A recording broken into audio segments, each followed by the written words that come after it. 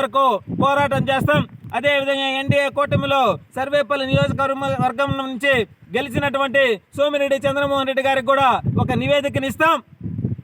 ఎంత త్వరితగతిన అంత త్వరితగతిన ఈ అక్రమంగా కనుపూరు కెనాల్లో గ్రావెల్ దోచినటువంటి ఆ దొంగలని పట్టుకోవాలా, పట్టుకొని వాళ్ళని కఠినంగా శిక్షించాలా.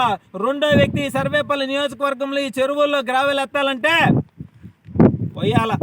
అటువంటి చర్యలు తీసుకునేదానికి ఎన్డీఏ కూటమిలో జనసేన పార్టీ నిలబడే పోరాటం చేసి ఆ చిల్లర దొంగల పైన కఠిన చర్యలు తీసుకునేంత వరకు వదిలిపెట్టనని చెప్పి మనస్ఫూర్తిగా తెలియజేస్తూ ఈ సర్వేపల్లి నియోజకవర్గంలోని 117 పంచాయతీల్లో ఎక్కడెక్కడ గ్రావెల్తో ఉండారు, ఎక్కడెక్కడ చెరువులు సర్వనాశనం చేస్తున్నారు అన్ని దగ్గరికి వెళ్ళి పరిశీలించి త్వరలోనే జిల్లా కలెక్టర్ గారికి కూడా ఒక నివేదికనిస్తాం.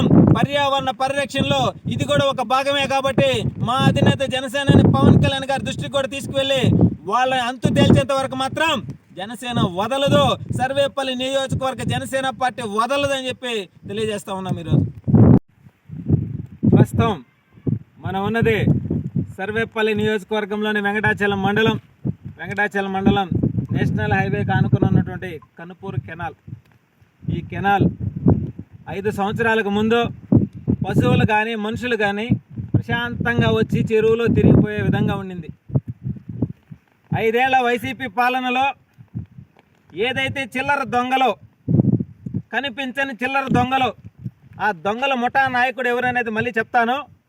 ఆ చిల్లర దొంగలు ఏదైతే ప్రజా సంపద చెరువుల్లో అక్రమంగా గ్రావెల్ తవ్వుకొని చెరువుల్లో నాటినటువంటి నల్లదొమ్మ చెట్లు, వాటి వల్ల వర్షాలు పడే చెరువుల్లో ఎప్పుడు కూడా నీళ్లు ఉండే విధంగా తయారయ్యే ఆ చెట్లను నాటుంటే వాటన్నిటిని కూడా ధ్వంసం చేసి చెరువులో గ్రావెల్ అంతా ఎత్తుకొని పోయి ఈరోజు చెరువుల్లో ఎక్కడా కూడా మట్టి బతకనినటువంటి పరిస్థితి గత వైసీపీ 5 ఏళ్ల పరిపాలనలో.